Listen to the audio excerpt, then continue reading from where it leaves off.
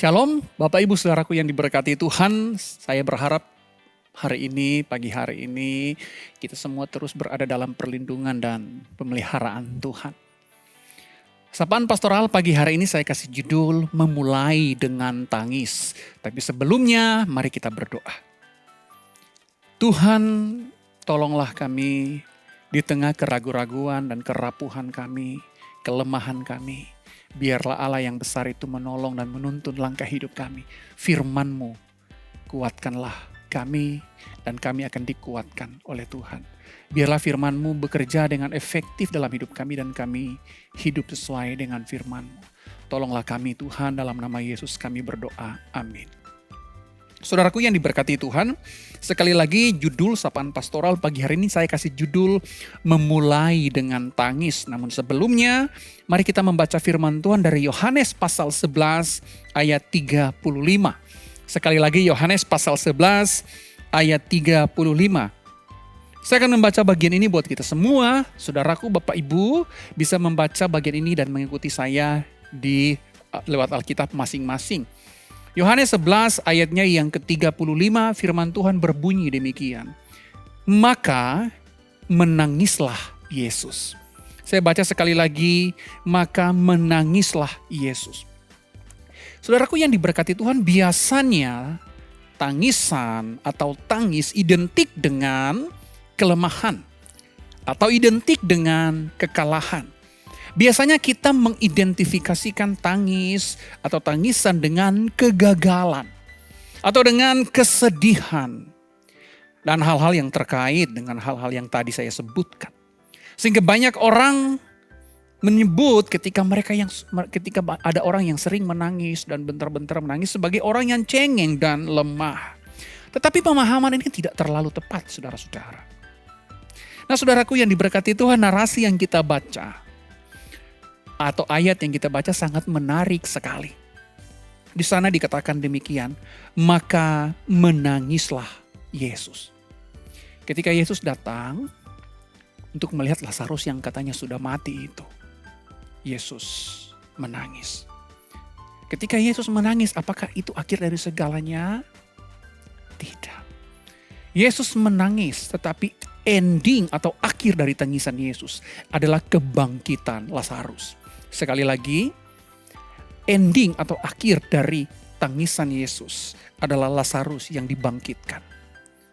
Saudaraku, akhir dari tangisan adalah kehidupan.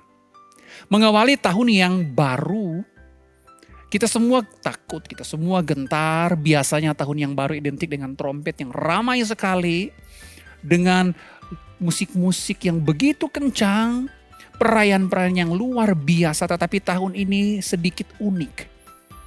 Mungkin di saat kita merayakan tahun baru, banyak yang baru kehilangan keluarganya dan lain sebagainya.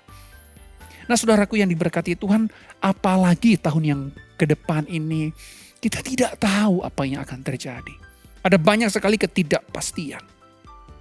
Nah, saudara, jika biasanya diawali dengan musik yang ramai, diawali dengan trompet, diawali dengan tarian, diawali dengan teriakan yang kencang, lagu-lagu, diawali dengan kebisingan.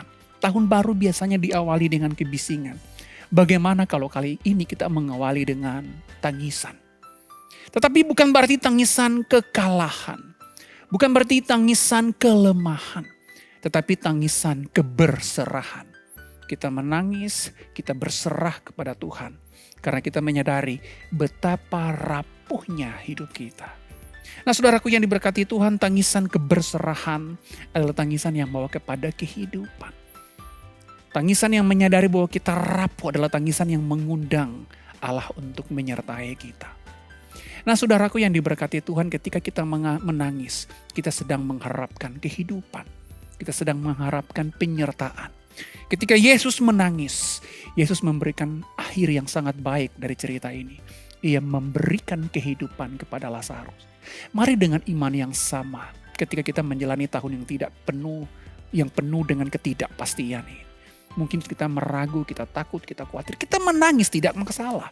Menangis bukan berarti kita cengeng, bukan berarti kita lemah, bukan berarti kita tidak berdaya. Tetapi karena kita percaya, kita berserah total kepada pemeliharaan Allah. Tangisan kita adalah tangisan iman yang meminta Tuhan menyertai. Sehingga kemudian Tuhan akan memberikan kita kehidupan. Seperti narasi Lazarus. Ketika Yesus menangis, Yesus sedang mengawali sebuah kehidupan Lazarus. Mari kita menangis dan mengawali kehidupan kita dengan tangisan. Sehingga kemudian Allah akan memberikan kita kehidupan yang lebih baik, pengharapan, kekuatan. Mari kita menangis mengawali tahun ini sebagai tanda kita berserah. Bukan karena kita lemah, tapi karena kita menyadari betapa kita membutuhkan Tuhan. Bahkan kalaupun kita lemah, kalaupun kita rapuh, itu adalah hal yang baik. Karena seperti kata Paulus, di tengah kelemahan kita, di tengah kerapuhan kita, kuasa Tuhan menjadi sempurna. Biarlah tangisan kita membawa kehidupan. Mari kita berdoa. Tuhan, tahun yang tidak pasti akan kami jalani di tahun 2021, sungguh-sungguh menggetarkan hati kami, membuat kami takut dan gentar. Karena itu kami mau menangis sebagai tanda kami membutuhkan Tuhan, berserah kepada Tuhan. Karena kami rapuh, kami mau Tuhan yang menguatkan kami. Karena kami lemah, kami mau Tuhan yang betul-betul membimbing dan memeluk langkah hidup kami. Biarlah Tuhan kami terus dipegang, kaki kami terus dituntun, dan hati kami terus melekat kepada Engkau. Sehingga kami boleh merasakan betapa hangatnya jalan bersama dengan Engkau, di mana jalan kami menuju kehidupan. Pimpin terus kehidupan kami, di mana kami akan dihantarkan kepada kehidupan selanjutnya. Terima kasih Bapa, di dalam nama Yesus kami berdoa. Amin. Selamat menjalani hari ini saudara-saudara. Mari kita mempersiapkan kehidupan kita untuk hari yang baru.